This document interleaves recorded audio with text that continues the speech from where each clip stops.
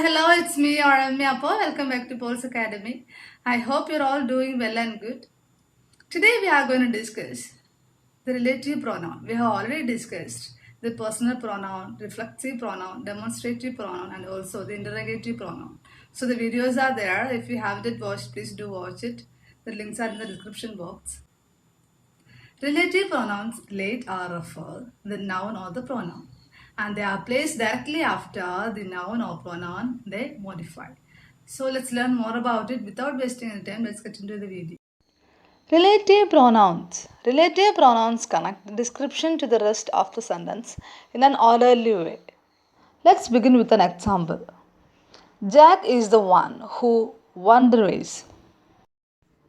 In this sentence, Jack is the name of a person, so it's obviously a noun. So here the word who is used to relate the noun John that we used before. So relative pronouns relate or refer to the nouns that have gone before them. The relative pronouns are that, which, who, whom, whose, and etc.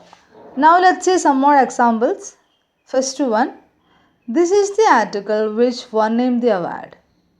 In this sentence, relative pronoun is which is used to relate the noun. See the second one. The girls who serve in the shop are the owner's daughters. So here the relative pronoun is who. And the word who is used to relate the noun girls. See the next one. This is the picture that caused such a sensation. In this sentence, the relative pronoun is that. So we have seen three examples. In these sentences, the relative pronoun occur just after the noun. Relative pronouns introduce clauses. So the clause introduced by the relative pronoun is called the relative clause. Within this clause, the relative pronoun may function as subject, object of the verb, or object of a preposition. Relative pronouns are the subject or object of the relative clause, so we do not repeat the subject or object. Now let's see some examples. First one, the man who robbed you has been arrested. Here, the relative pronoun who is functioned as subject. Next one, the man whom I saw told me about you. Here, the relative pronoun whom functioned as object of a verb. See the third one, the man to whom I spoke. Here, the relative pronoun whom is functioned as object of a preposition. When relative pronouns are used to add descriptive information, that information is either defining or non-defining.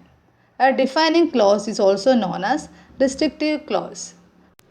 A defining clause or restrictive clause gives essential information about the noun in question. It is so important that it cannot be cut out of the sentence and still convey the intended meaning. On the other hand, non-defining clauses add information that is nice to have but isn't essential to the sentence's overall meaning. They could be deleted and the sentence would convey basically the same information. The relative pronoun that is used only in defining or restrictive relative clauses, which means, as I said, clauses which identify or define the nouns they qualify. The relative pronoun who and which are used in non-defining, non-restrictive clauses also, which means, as I said, clauses which give added information about the noun. And the relative pronoun what is used to refer to things in the sense that which. For example, nobody knew what he intended. Now let's see some more example for better understanding. First let's see for the defining clauses. See these examples. This is the squirrel that was found in the pit.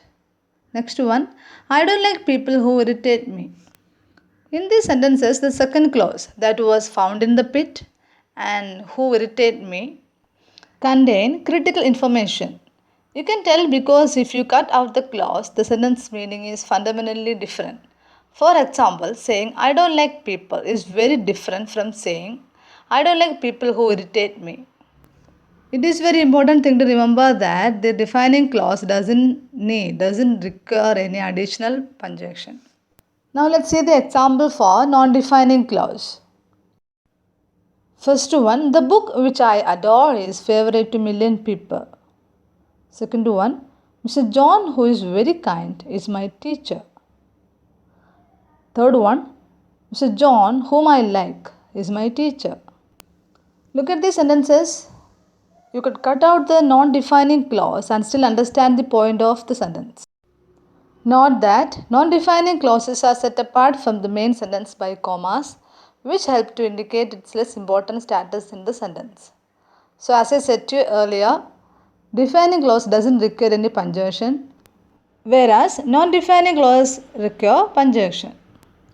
We tend to make a lot of mistake in using this relative pronoun. One of the most common mistakes in writing is to use the wrong relative pronoun, particularly when it comes to mixing up who and that. Who is always used to set up a relative clause that describes a person, while that is used to describe an object or another non human being. For example, I like the boy who studies well. Here we use the relative pronoun who for the boy. So for human beings, we use the relative pronoun who. See the second example. I like my pet dog that plays with me. See the third one. I like the book that contains more stories. See the last two sentences. We use the relative pronoun that. So that is used for an object or another non-human being. Another common mistake is to mix up that and which. When describing objects and non-human beings, that is used to introduce a defining relative clause, while which is used to introduce a non-defining clause. For example, the dog which is very old took a nap. The dog that is very old needs to see the vet today. The relative pronoun which is used for non-essential information set off by commas, that is used for essential information and requires no additional punctuation. When it comes to people, however, you don't have to worry about confusing which or that. You always use who. In certain cases, relative pronouns can be omitted. They can be omitted if it is the object of the verb of the clause or of a preposition.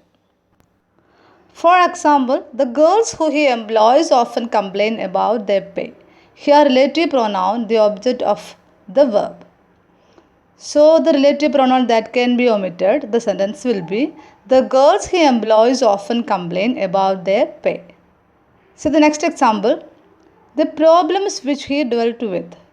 Here, the relative pronoun is object of preposition. So, here the relative pronoun which can be omitted, the sentence will be, the problems he dealt with. The relative adverbs when and where are also used as relative pronouns. For example, the city where I live is very beautiful. I remember the time when I spent with you in childhood. When is the time relative pronoun that joins a modifying clause. Where is a location relative pronoun that joins a modifying clause. So, a relative pronoun are placed directly after the noun or pronoun they modify. As I mentioned earlier, the relative pronouns are that, which, who, whom, whose, and etc. So, as I said earlier, a relative pronoun is a pronoun that makes a relative clause. It serves the purpose of conjoining modifying information about an antecedent referent. So, I have done videos on clauses and sentence structure. You can refer the video for further clarification. I hope this topic is clear to you. If you are really benefited, share it with your friends. Let me know your doubts and opinions in the comment section below. Thank you for watching.